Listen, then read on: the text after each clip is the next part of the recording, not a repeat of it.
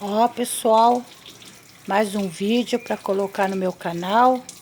Ó, estamos lavando o carro agora com a água da máquina que eu lavei a roupa, aproveitando a água da lavagem na máquina. Viu que maravilha? Ó, o carro vai ficar limpo, ó, sem usar a água da rua e sem ter que ficar puxando com o balde. Que maravilha. Deus abençoe.